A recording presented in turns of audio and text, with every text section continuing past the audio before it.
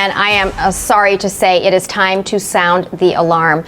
Press freedom is under attack by 1,000 cuts, and not just in the usual countries known for their media censorship. What makes this particularly alarming is that attacks on press freedom are often a precursor to assaults on other democratic institutions and even democracy writ large. The roadmap to this erosion of press freedom is now all too familiar. Ruling governments first discredit journalists and call their fact-based information fake news. Then they spread disinformation and propaganda through complicit media outlets and social media platforms. This weaponization of social media in particular leads to increased partisanship and polarization, and eventually undermines civil society, democratic principles, and finally, free elections. Journalists cannot take press freedom for granted in 2021.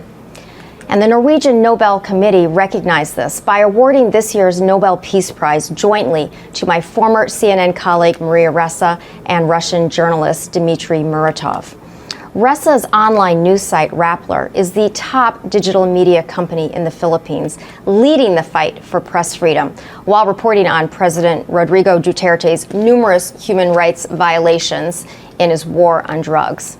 Now, although Ressa has been arrested twice, convicted of cyber libel in 2020, and now faces up to 6 years in prison, she continues this historic fight.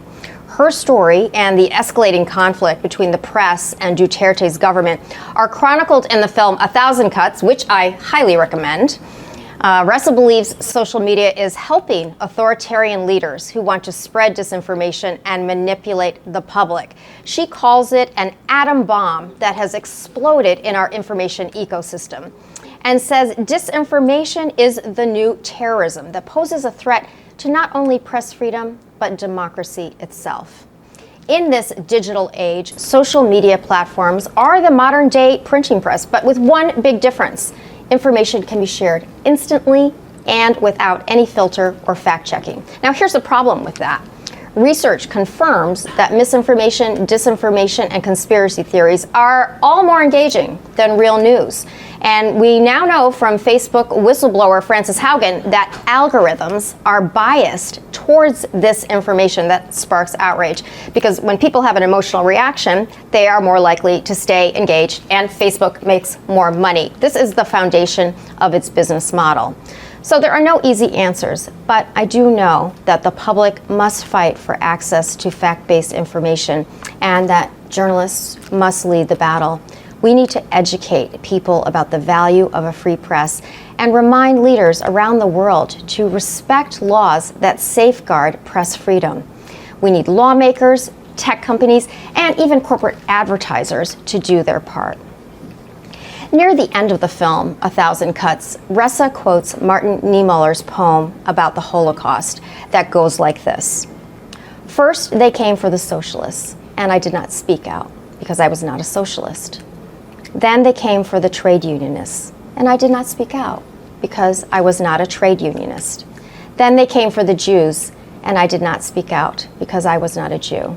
Then they came for me, and there was no one left to speak for me.